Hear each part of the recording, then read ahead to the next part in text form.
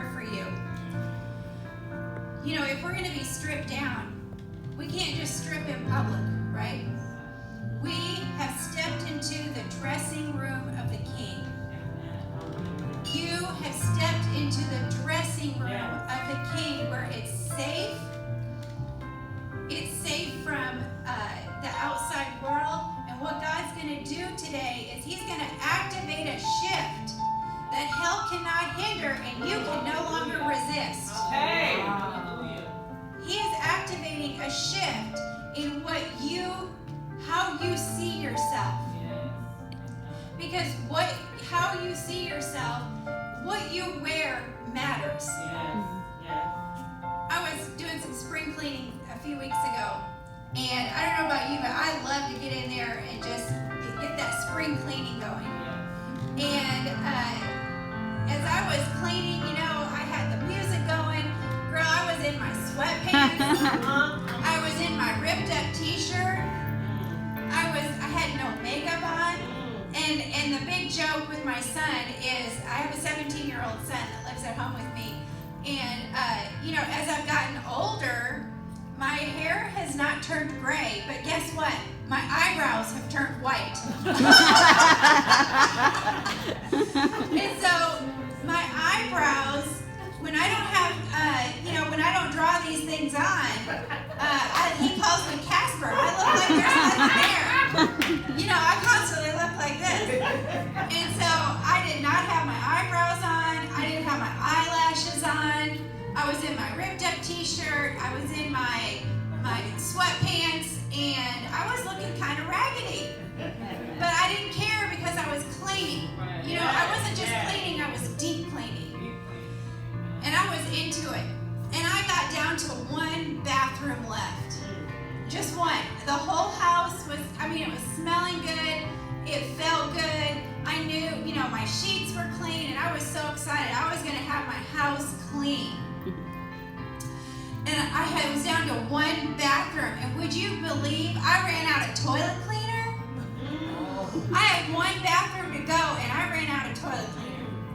And so I thought, you know, I can just put a hat on, and I'll run to Walmart, and I'll run in, and I'll sneak in, and I'll grab the toilet cleaner, and I'll do the self-pay, so I don't even have to see a cashier, and I'll get out of there.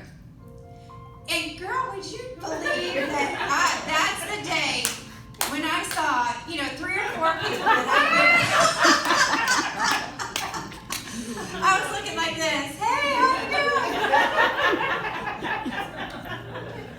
And, you know, what you wear really does matter. Yes. How you see yourself, how you feel about what you're wearing, it really does matter. And you have entered the dressing room of the King today, because some of you have still seen yourself wearing those raggedy old clothes. Some of you still see yourself with no eyebrows.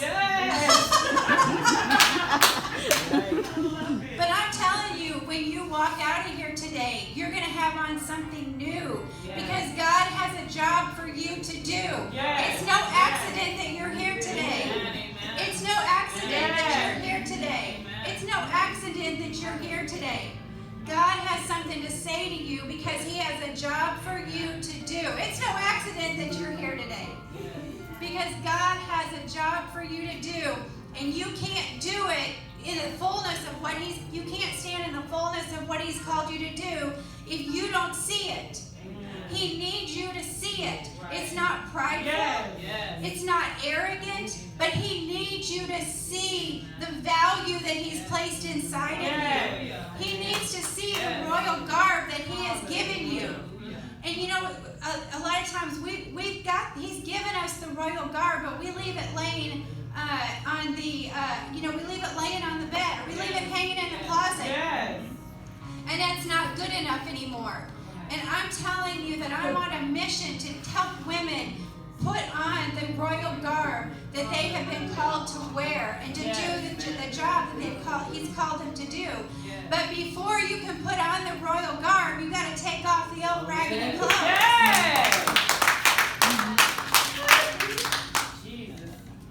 So this month is they celebrated.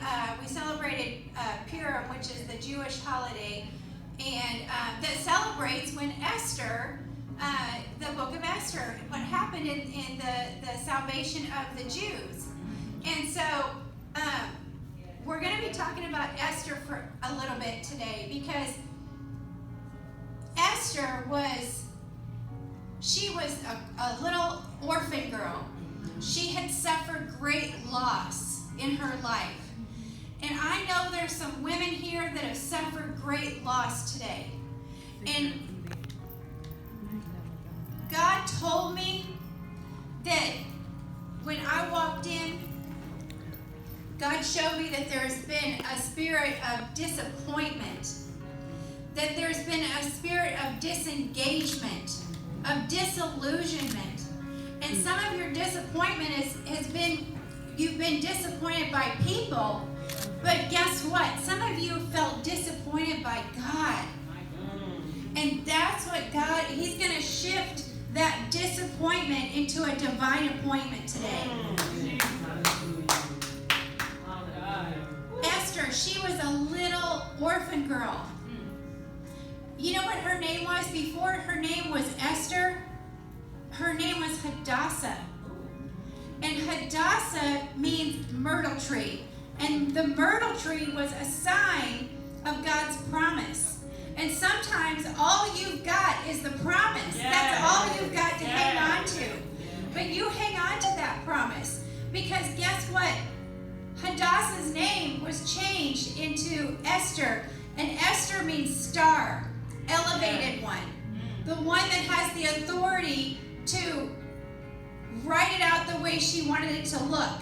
The one that was given the signet ring of approval from the king. Sometimes all you've got is a promise. And I want to tell you today that if that's all you feel like you've had, some of you have even the promise is you're getting weary holding on to the promise. And God says, hold on to the promise, because there is a name change that's going to happen. Amen. Before Esther was elevated, all she had was her promise, and she lost her position. Her loss positioned her to relocate her to her place of elevation. So Hadassah lost her parents. She was an orphan girl. She was raised by her uncle, and I'm sure you know the story well. The king, he had a banquet, and the queen denied him. She would not dance with him. She would not interact with him in front of all the kingdom. And so he divorced her. And so the king went out and he said, I have to go look for a new queen. Guess what? When they were out looking for the new queen, she didn't look like a queen. You may not feel like a queen today. But let me tell you something. You are a star. Amen. You are an Esther. You are being elevated into that place of purpose, into that place of destiny. And how she saw herself determined whether she would get into the kingdom. If she would have seen herself as that little orphan girl, she would not have been able to make the shift. She had to go from abandoned to available. And someone here today is going to go from abandoned to available. So how you see yourself matters. Proverbs 29:18, I'm sure you know it well. It says, where there is no vision, the people perish.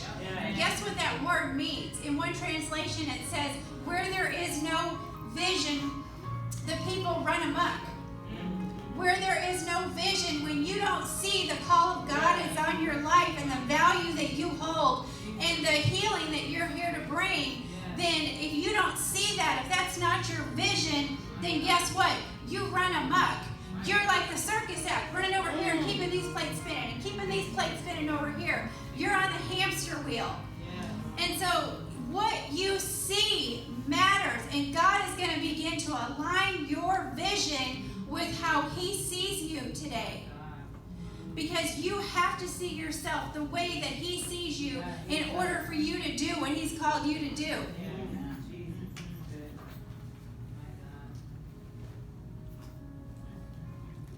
Not only does how you see yourself matter, but what you take off matters. And that's why we're here today. We're here to get stripped down. We're here to get stripped from all the mindsets that have held us captive. We're here to get stripped of all the disappointment. We're here to get stripped of all the disillusionment that we've experienced throughout life. We're here to let all that be stripped away. And I am going to tell you something. This is so incredible. Let me read this to you. Esther 2:12 through 15. Now when it was each woman's turn to go before the king, after the end of 12 months under the regulations for the women, for the days of their beautification had completed as follows. They went through 6 months of oil and myrrh and 6 months of sweet spices and perfume. And these were the beautification preparations for the women. Then the women would go before the king in this way. Anything that she wanted to take with her from the harem into the king's palace, she could take. In the evening, she would go in, and the next morning she would return to the second harem, to the custody of Shashgaz. Everybody say Shashgaz. Shashgaz. So here, Hadassah comes in. She's whisked away from her home. She's whisked away from all that she knows, that she's been comfortable with. Come on, sometimes you have to step out of what you're comfortable. You have to get comfortable in uncomfortability. So she was whisked away from what was comfortable to her, and as she was in this place of that was foreign to her, she had to go through all these preparations. And Shashgaz was the eunuch that took care of the women. Do you know what Shashgaz means? This is it blew my mind. I think it's gonna blow your mind. I hope it blows your mind. Shashgaz means the sheep shearer. The one who strips away. Shashgaz is a sign of the Holy Spirit, and the Holy Spirit is going to shear some sheep today. Let me tell you something. Do you know why they shear sheep? They shear sheep because the excess wool impedes their mobility. When you're carrying around stuff that you shouldn't be carrying, it impedes your mobility. It slows you down. It keeps you stuck and spinning your wheels.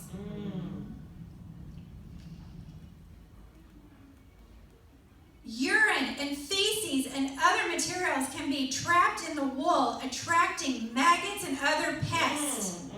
Come on, you got to be sheared today, because otherwise, if you carry around that stuff that you've been holding on to, it's gonna attract stuff that you don't need to be carrying around. It's gonna attract stuff that causes you irritation.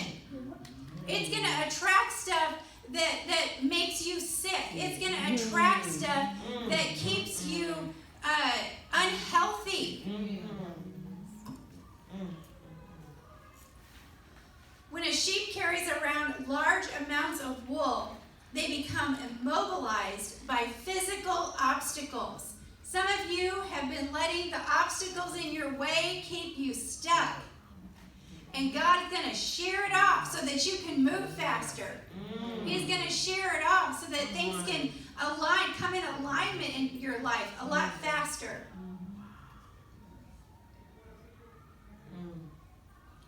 And when a sheep carries around too much wool, it is more susceptible to the attacks of predators. You've been susceptible to things because of what you've been carrying around, because of what you've had on. And today, Shashgaz, the Holy Spirit, is showing up, and He's going to shear it off. Because it is our time. It is our time to be free from those things that have held us captive. So I want you to get ready for it. Say, Shashgaz, do your work. Shashgaz, do your work. Yeah.